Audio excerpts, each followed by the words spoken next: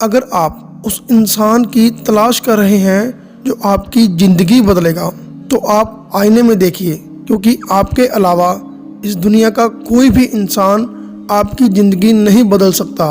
बहुत सारे लोग इस बात को सोच सोच कर बहुत दुखी रहते हैं कि मैं बहुत गरीब हूँ, मेरे पास पैसा नहीं है।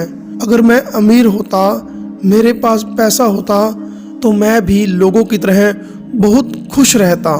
तो क्या दोस्तों, अगर पैसा हो, हमारे पास बहुत सारा धन हो, हम बहुत अमीर हों, तो ही हम खुश रह सकते हैं? तो यह वीडियो उन लोगों के लिए बहुत महत्वपूर्ण होने वाली है जो इस बात से बहुत दुखी रहते हैं। तो चलो इसी बात को हम इस बोध की कहानी से समझते हैं। तो यह बात उस समय की है जब गौतम बुद्ध का समय भी कहा जाता था।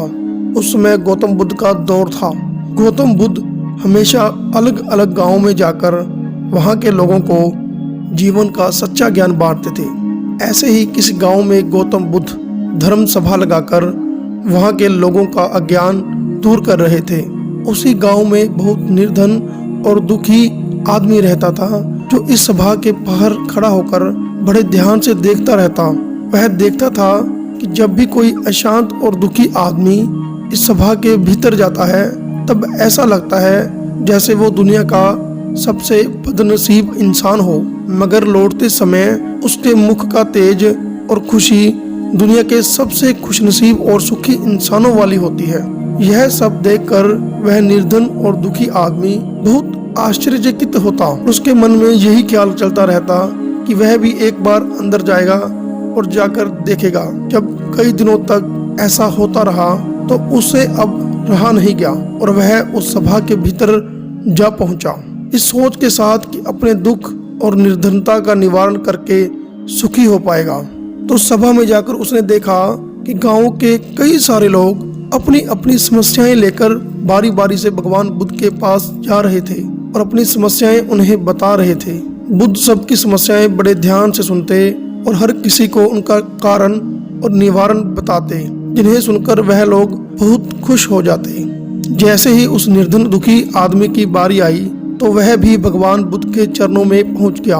उसने अपनी गरीबी और निर्धनता का कारण पूछते हुए भगवान बुद्ध से कहा कि मेरे इस गांव के सभी लोग अमीर हैं, सबके पास बहुत धन है, जिससे वह सुखी है। तो भगवान ने मेरे साथ ही ऐसा क्यों किया कि मुझे इतना निर्धन और गरीब बनाया?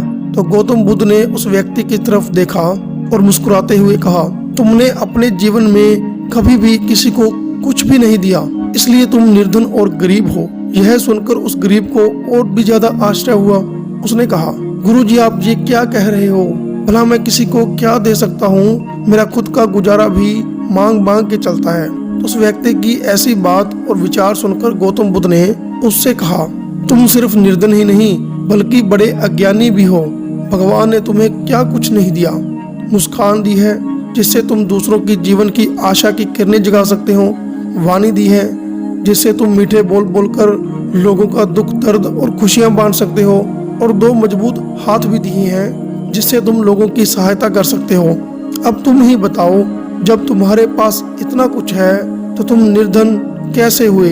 गरीबी और निर्धनता यह तुम्हारे मन का सिर्फ एक भ्रम है। इसे तुम जितनी जल्दी दूर करोगे उतनी ही जल्दी तुम सुखी और संतुष्ट हो सकोगे। तो वह व्यक्ति अब गौतम बुद्ध से ज्ञान प्राप्त करके अपने दुख और दरिद्रता का कारण समझ चुका था। अब उसकी सोच बदल चुकी थी, तो उसके चेहरे पर भी वही चमक और सुख दिखने लगा जो सभा के बाहर जाते हुए लोगों के चेहरों पर वह देखा करता था। तो दोस्तों, किसी ने खूब ही कहा है, गतिशील पानी पीने लायक होता है और जो पानी स्थिर होता है उसमें अक्सर कीचड़ पनपता है।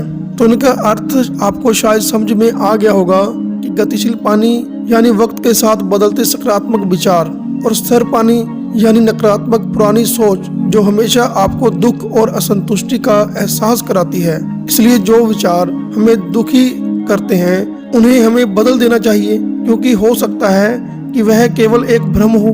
तो दोस्तों, हमारी इस कहानी से आपको सीखने को मिला, तो हमारे चैनल को सब्सक्राइब कर लीजिए।